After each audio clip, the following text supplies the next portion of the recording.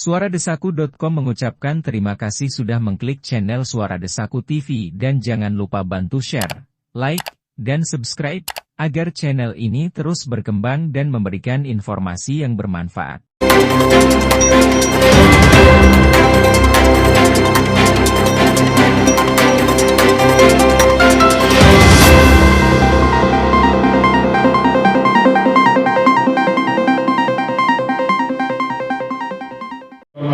Data penduduk kita di Kecamatan Cibinong sampai hari ini adalah kurang lebih data BPS 2021 itu 363.424 dan akan terus bertambah seiring dengan meningkatnya. Kecamatan Cibinong gelar reses masa sidang 3 tahun 2022-2023 Dewan Perwakilan Rakyat Daerah Kabupaten Bogor Dapil 1 bertempat di Aula Kantor Kecamatan, yang dihadiri oleh para anggota Dewan Perwakilan Rakyat Daerah Kabupaten Bogor Dapil 1, Kapolsek, dan Ramil, para lurah, LPM, Karang Taruna, Kader Posyandu, RT, RW dan tokoh masyarakat. Karena ini kami memasuki akhir tahun masa jabatan.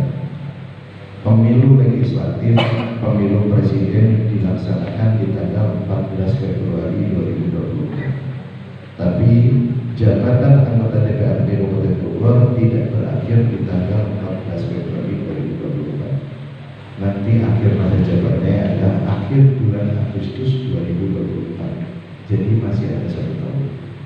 Dalam 1 tahun tersebut, kita di minggu ini akan menetapkan kebijakan umum perubahan prioritas pelapor anggaran sementara atau lebih dikenal dengan APBD perubahan. Di bulan Oktober kami pun harus menetapkan APBD anggaran pendapatan belanja daerah tahun anggaran 2024. Maka pelaksanaan reses hari ini untuk memaksimalkan kita menyerap aspirasi masyarakat di Kabupaten Bogor, khususnya daerah pemilihan 1, khususnya di Kecamatan Cibinong. Hari ini kita menerapkan mekanisme reses secara individu maupun secara kelompok. Yang hadir hari ini adalah rekan-rekan anggota DPRD yang hadir secara kelompok. Yang pertama, mungkin sudah kenal semua, tapi kami memperkenalkan kembali. Di paling ujung ada tokoh senior Partai Demokrat, dan hari ini beliau juga mencalonkan kembali sebagai calon legislatif DPRD Kabupaten Bogor dari Partai Demokrat, Bapak Ade Sanjaya. Silakan berdiri biar berarti masuk periode ketiga sekarang periode kedua. Dan di sebelahnya adalah tokoh Partai Amanat Nasional, selain anggota DPRD, beliau juga sebagai Ketua Ketua DPD Partai Amanat Nasional Kabupaten Bogor, Bapak Arif Abdi. Beliau juga mencalonkan kembali sebagai calon legislatif DPRD Kabupaten Bogor daerah pemilihan 1. Nah, kalau ini tokoh senior, paling senior, tapi sudah tidak mencalonkan kembali. Beliau pensiun di tahun 2024, tapi sebelum pensiun beliau mau menyelesaikan beberapa program-program janji-janji politik beliau yang belum terselesaikan. Ini periode ketiga ya. Di periode ketiga kami perkenalkan kembali Bapak Kukuh Sri Widodo dari Partai Demokrat. Jadi beliau hari ini reses bebannya nggak berat karena nggak nyalek lagi. Dan yang terakhir tentunya tokoh Cibinong yang juga anggota fraksi Partai Gerindra Kabupaten Bogor dan mencalonkan kembali sebagai calon legislatif DPRD Kabupaten Bogor dari Partai Gerindra, Bapak Haji Agus Salim SE. Bapak, Ibu-ibu yang saya hormati, jadi tujuan kami melaksanakan reses secara kelompok. Saya izin menggunakan bahasa yang paling sederhana. Kami DPRD Kabupaten Bogor dilantik tahun 2019 akhir di bulan Agustus dan akan mengakhiri masa jabatan kami di bulan Agustus tahun 2024. Membangun Kabupaten Bogor jangan bawa kepentingan individu, jangan bawa kepentingan kelompok, jangan bawa kepentingan golongan.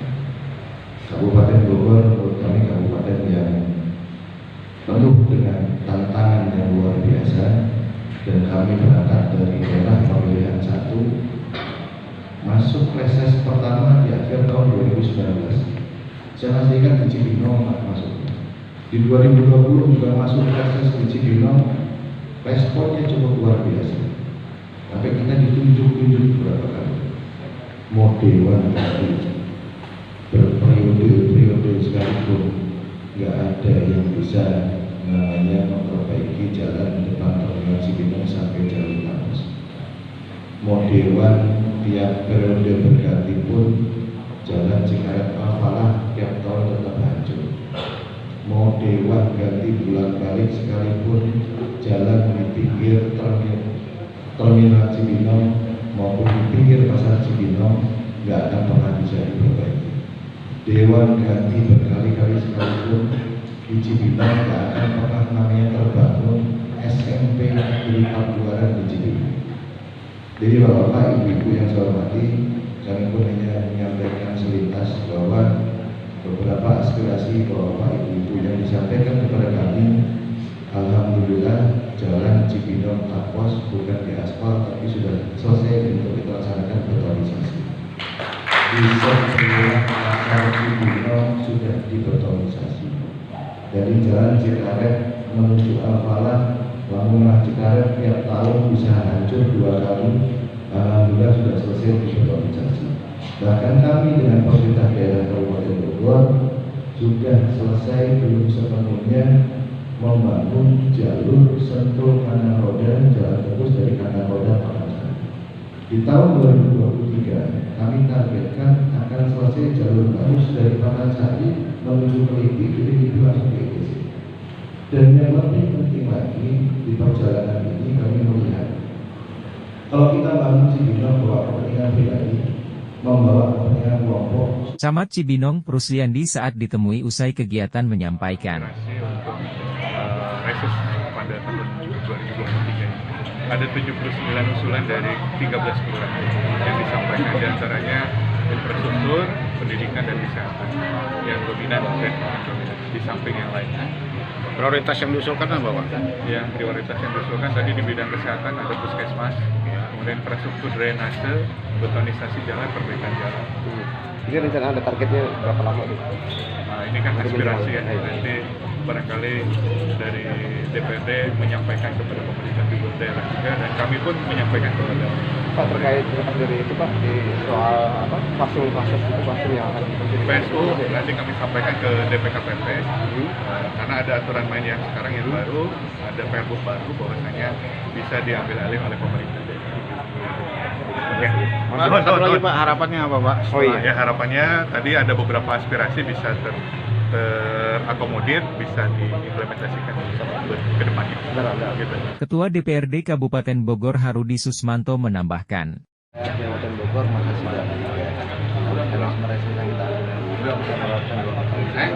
ada rekan-rekan yang melaksanakan reses secara perorangan, ada yang tetap melaksanakan secara kelompok. Dan hari ini 21 kita ada 3 lokasi, Kecamatan Cibinong, Kecamatan Citerep, Kecamatan program tadi yang belum selesai dan sudah selesai. Nah terkait program saya juga menyampaikan kepada rekan-rekan media tadi dengar secara langsung. Jadi dari kemarin saya tidak tahu siapa yang mengarahkan pemberitaannya. Jadi dari reses kita yang masih sidang ketiga tahun 2023, LPM Pabuaran pun menanyakan terkait ketersediaan sekolah SMP. Padahal sekolah SMP sudah kita anggarkan dalam APBD tahun anggaran 2023. Nah ini juga kami mohon kepada rekan-rekan media dalam kita memberitakan kita ingin membangun Kabupaten Bogor bersama-sama. Jangan sampai akhirnya beberapa program sudah dianggarkan, para pemangku kebijakannya akhirnya takut merealisasikan programnya. Contoh di 2023 kita menganggarkan pengadaan SMP di Cibinong di Pabuaran dan satunya SMP di Citerep. Ini sudah sampai bulan September.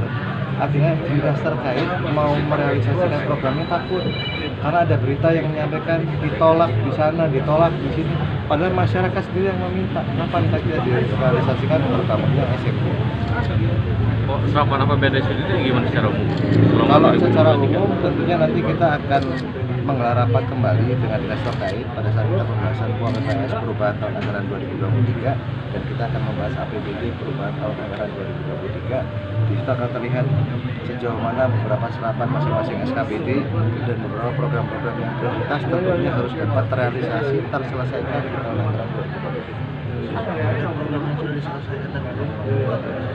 Banyak program-program yang sudah kita realisasikan hingga tahun 2023 dan memang ada beberapa program, salah satunya tadi yang paling krusial dari sisi pendidikan. Sisi pendidikan itu kita mendorong dari tahun 2019 akhir.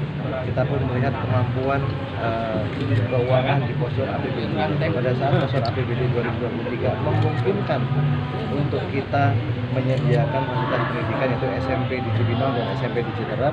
Anggarannya sudah, tapi karena tadi terlalu banyaknya menggiring opini, punya kepentingan lain, kepentingan kita harus satu, kepentingan sayang terhadap Kabupaten Bogor, ingin membangun Kabupaten Bogor. Ketakutannya apa?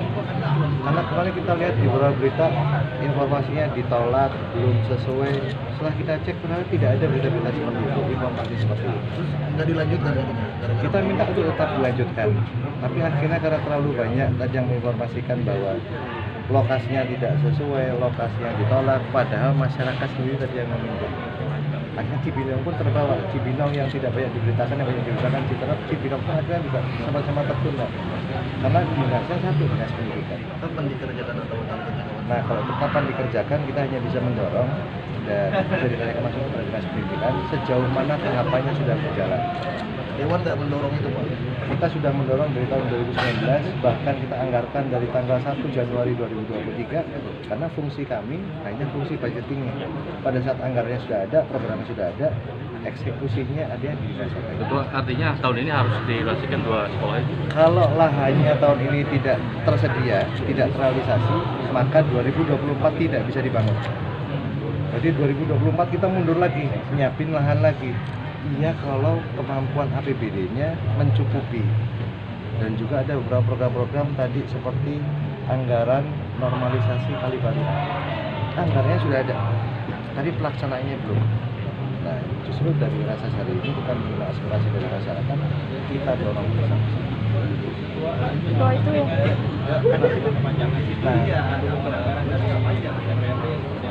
Nah, kami terkait masalah kekeringan, kita tiap tahun pun ada beberapa program untuk penyediaan air bersih dari sumur bor maupun lain sebagainya. Tadi dari rekan-rekan yang lain dari Pak Kuku, dari Pak Alif Abdi, Pak Agus Salim, dari Pak Ade Sanjaya, kita pun memverifikasi beberapa kelurahan yang ada di Kecamatan Cibinong yang masih rawan terdapat permasalahan kekeringan supaya dapat diselesaikan di APBD perubahan. Karena kita melihatnya bukan hanya hari ini. Kalau nanti terjadi kembali di tahun 2024, maka persiapan kita sudah dipersiapkan. Anggarannya tuh berapa sih Pak? Sering. Kalau anggarannya saya kurang memahami ya tiap lokasi berapa. Karena ada yang membutuhkan untuk sumur bor, sumur antesis, ada yang hanya membutuhkan sumur penampungan. Ya, tentunya kita tiap wilayah pasti berbeda-beda. Nah, itu mungkin kalau tidak terserap artinya simpan nanti ya? Kalau tidak terserap pasti sudah Pak. Dan kita yang terpenting hari ini akhir masa jabatan kepala daerah periode Ibu Ade Yasin dan Iwan Setiawan. Itu satu paket.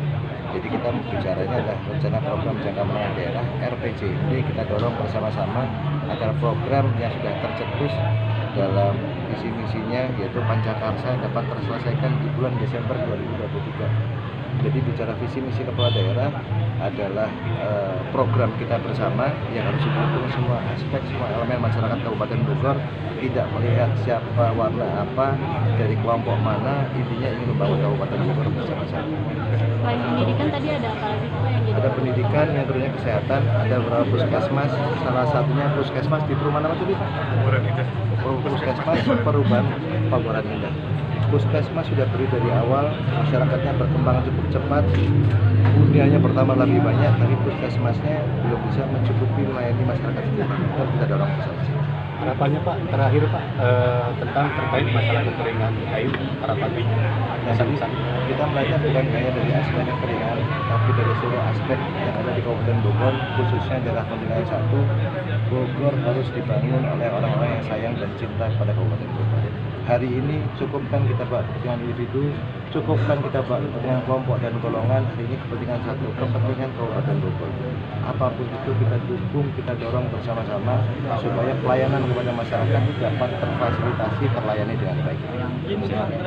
Untuk pemberdayaan pemuda sendiri, Pemberdayaan pemuda khususnya di Kecamatan Cibinong, tadi kita sudah berdiskusi dengan Ketua Karang-Taruna Cibinong dan beberapa kelurahan, Pak Arif Abdi mensupport, Pak Ade Sanjaya mensupport. Dari Kecamatan Cibinong, suaradesaku.com melaporkan.